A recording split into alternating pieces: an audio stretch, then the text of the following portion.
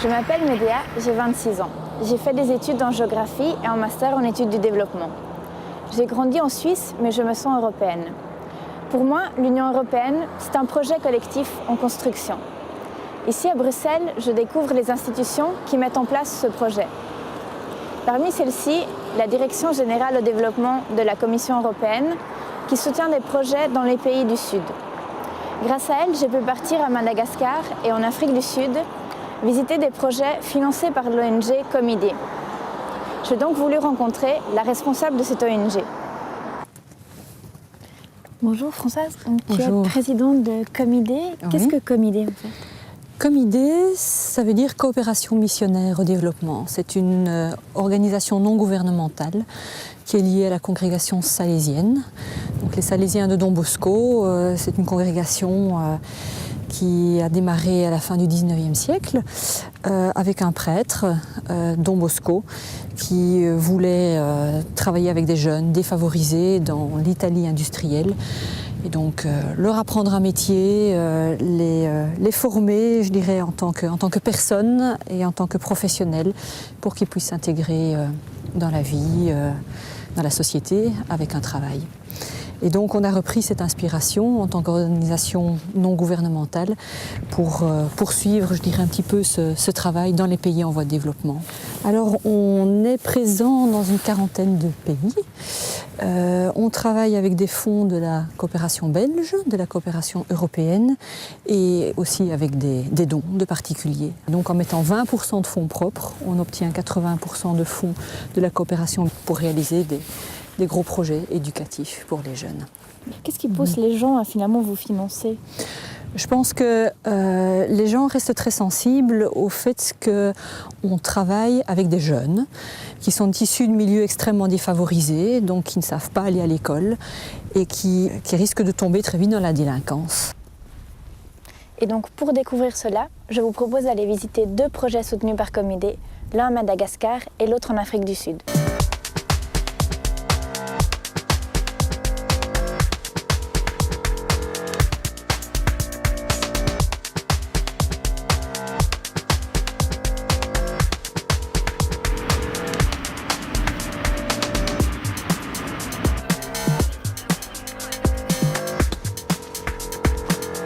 Eh bien, nous voici à Madagascar, au centre Don Bosco. Ici, les Salésiens et les Salésiennes s'occupent d'éducation et de formation avec des jeunes et des jeunes de la rue. L'enseignement repose sur 3 piliers, l'affection, la raison et l'éveil à la spiritualité. Cette pédagogie est intégrée dans les différents cours et notamment dans les ateliers tels que l'atelier de mécanique, d'agriculture ou de coiffure et couture. Ainsi, la formation qui leur est dispensée est non seulement professionnelle, mais elle leur permet aussi de devenir des hommes, des femmes et des citoyens responsables. Nous, on est Salésiens de Don Bosco. On travaille avec les jeunes dans l'éducation, surtout avec les jeunes les plus pauvres, les plus marginaux. Et c'est Don Bosco, Saint Jean Bosco, qui a fondé notre congrégation, notre famille pour s'occuper de la jeunesse. Et il avait pris comme modèle Saint François de Sales, pour 3 raisons surtout, pour sa douceur, pour sa capacité de communication exceptionnelle et pour son humanisme, sa confiance extrême dans la personne humaine, enfant de Dieu.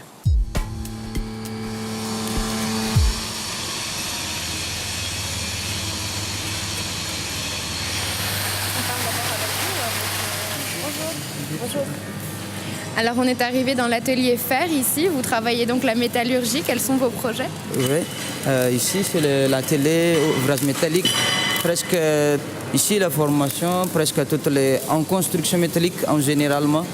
Et maintenant le programme c'était l'exercice de soudure montant et descendant. Selon toi, quels sont les principaux défis, les choses sur lesquelles, justement, qu'est-ce qui est très difficile dans l'éducation ici ?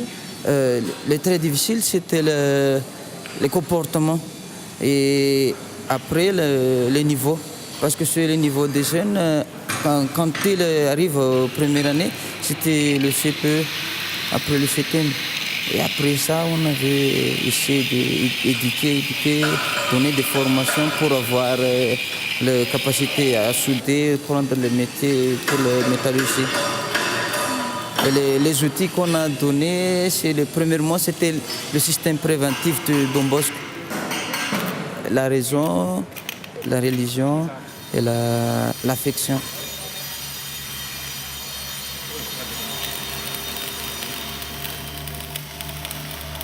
En fait, ce qui m'a impressionné, c'était aussi le rapport très à égal entre l'éducateur et l'élève. Et ça, je le trouve très, en fait, moderne. Donc, ça m'étonnait, cet aspect-là.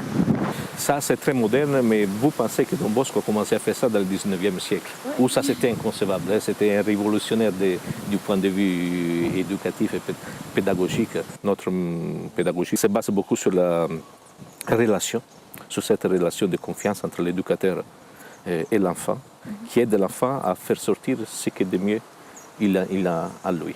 Le deuxième pilier, c'est l'ouverture au transcendant, l'ouverture à la spiritualité, à la relation avec Dieu comme proposition qui libère.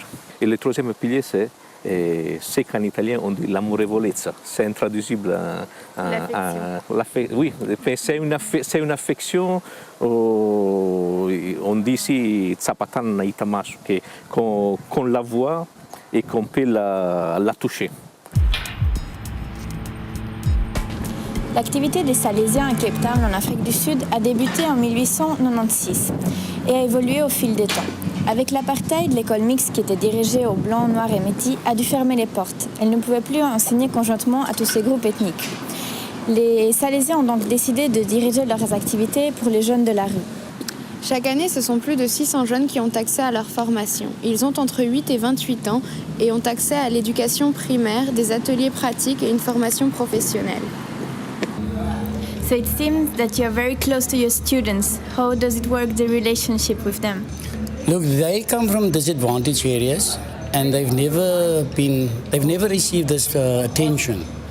So then if you don't receive attention, then you always seek attention.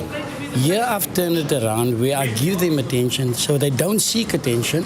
So then they're more relaxed and they're more willing and more eager to learn. So there's less friction, it's more peaceful atmosphere, and they learn much better that way.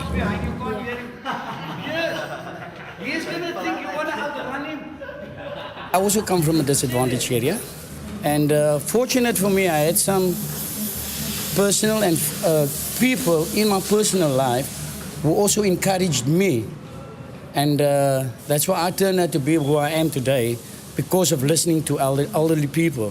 You see? Otherwise, I could have been on the street as well. They've never had responsibilities in their life. I issue them with responsibilities in the workshop. And that makes them feel, it's my workshop. It makes them feel proud, you know. That self-esteem, I boosted here with them. That's why you can see they're not cross. They're always happy when they're busy working. And when I teach them something, whatever I teach, full cooperation is there. And if they don't get it right, Meneer, please explain again. Then I do it. It's good to explain again. Because my goal is, I would like them to see in the next 5 years what have they done with their lives. And I want to see a success story. Après 2 semaines passées entre Madagascar et l'Afrique du Sud et les nombreux projets que nous avons visités, ce qui me frappe énormément, c'est vraiment l'échange à niveau humain de ces projets, entre autant les professeurs et leurs élèves que les directeurs et les formateurs entre eux. J'ai l'impression que ici, les projets donnent vraiment aux jeunes des possibilités et des connaissances pour s'en sortir. Et je pense que c'est vraiment ça le développement, aider quelqu'un à grandir pour devenir autonome et s'épanouir.